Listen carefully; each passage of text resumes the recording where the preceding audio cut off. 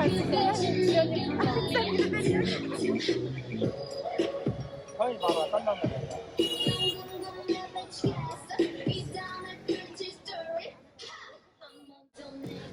it's Holly, and recently I went on a trip to South Korea.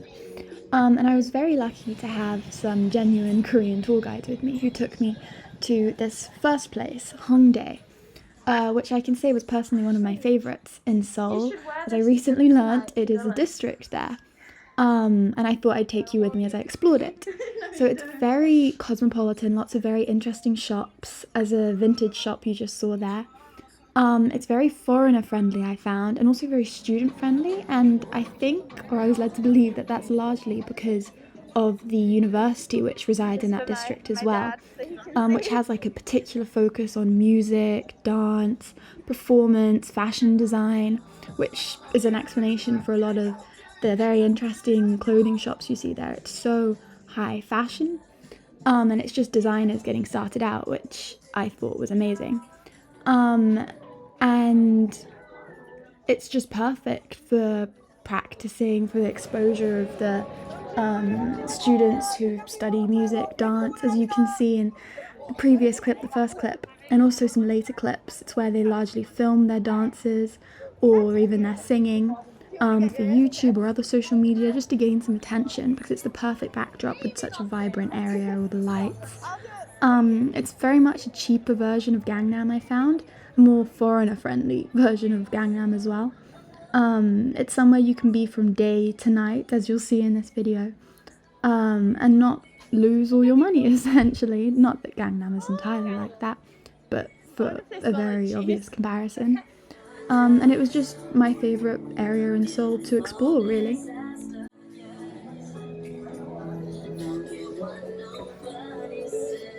Now, when I say there were some very interesting shops, I mean entirely new concepts I hadn't come across. Like here, where they had cheese candles, food candles, which were amazing. Just something which made me smile, you know?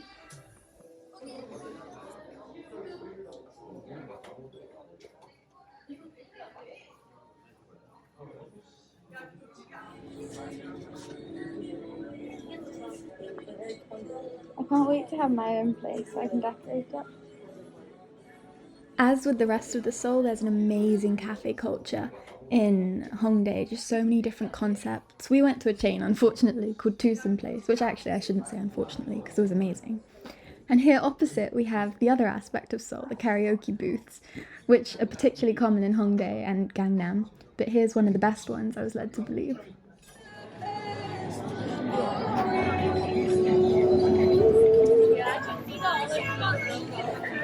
Okay. Harry Photo instead of Harry Potter. Harry Photo and other concept type photo booth shops were very, very common in Hongdae, and something I hadn't really heard of before, but are now seemingly starting to trend in the West as well. But where you go with your friends to a photo booth and take photos for very cheap, and you get the little video of how you take them and the little like black and white strips of the photos, like in a classic photo booth, which I thought was a really cool idea. And you see lots of people going in and out of them always. That's why there are so many of these shops across the road.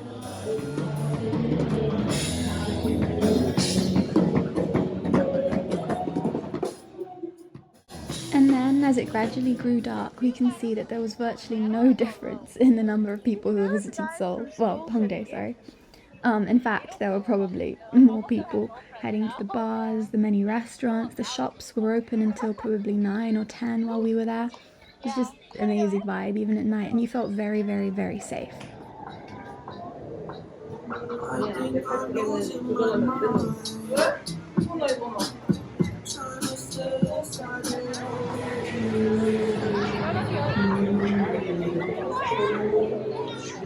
What about Billy and Taylor? Are they good?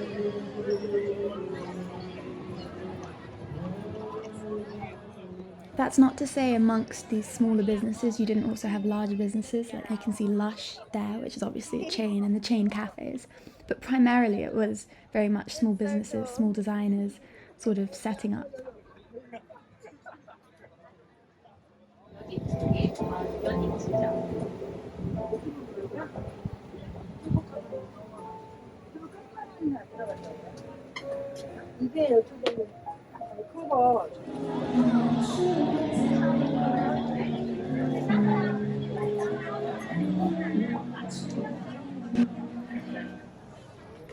Street food was also a massive thing in Hongdae, but in Korea, what I realized is they're very, very respectful, completely positively. But this food, for example, you see the fish cakes, the sort of kebabs, you're expected to eat by the stool over a sort of cardboard box to prevent any mess anywhere. At this point, it started to rain very, very heavily, so we decided that we'd head into a classic chicken and beer shop, which you'll see in the following clip, and finally let me try some of the very famous cheese balls, which you have in South Korea. Okay, what should we go first? We should try cheese bully. Looks interesting. 2 bites of bowl.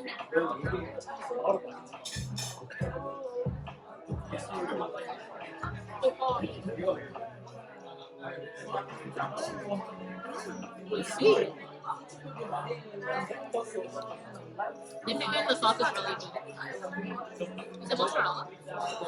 It tastes like it. I thought it was cheddar, no? Alright.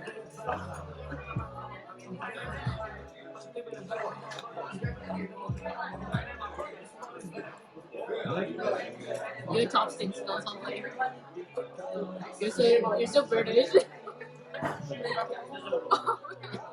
You see the fork? No, I don't want to give in. How is it? Okay. How is it? Now, like I said, it was raining very, very, very heavily. Just my luck. I think it was the worst rain Korea has had in 100 or 80 years. But it did sort of just add to the experience. It was very funny walking around with my friends. As you can see, it didn't really stop people from heading into Hongdae.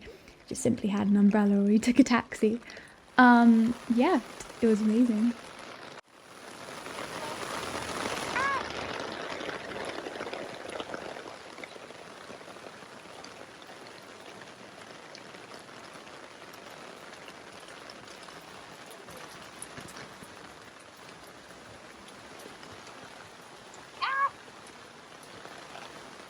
Oh my god.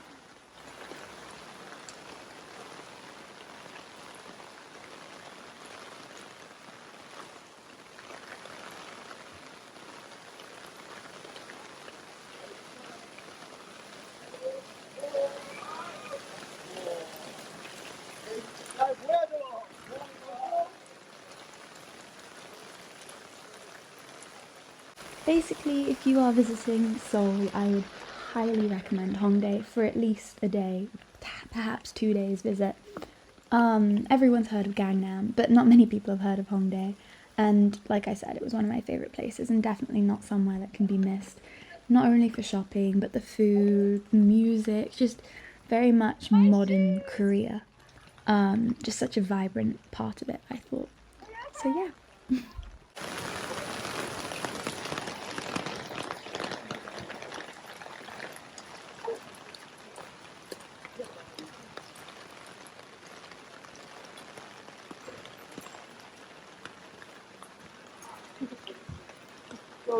Do bear in mind, particularly when it's raining, that the subway closes, I think, at around 12. That's the last train. So don't head back too late, otherwise you'll end up being stuck in this.